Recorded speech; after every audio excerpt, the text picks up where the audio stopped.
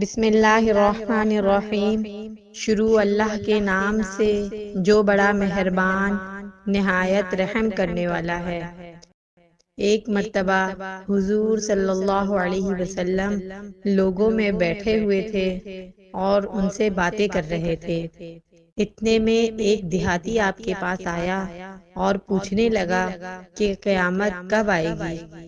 آپ صلی اللہ علیہ وسلم اپنی گفتگو میں مصروف رہے۔ بعض لوگ جو مجلس میں موجود تھے کہنے لگے کہ آپ صلی اللہ علیہ وسلم نے دیہاتی کی بات سنی لیکن پسند نہیں کی، اور بعض کہنے لگے کہ نہیں بلکہ آپ صلی اللہ علیہ وسلم نے اس کی بات سنی ہی نہیں۔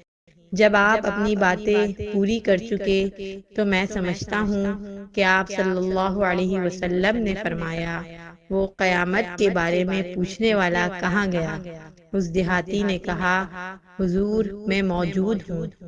آپ صلی اللہ علیہ وسلم نے فرمایا کہ جب امانت یعنی ایمانداری دنیا سے اٹھ جائے تو قیامت قائم ہونے کا انتظار کر۔ اس نے کہا، ایمانداری اٹھنے کا کیا مطلب ہے؟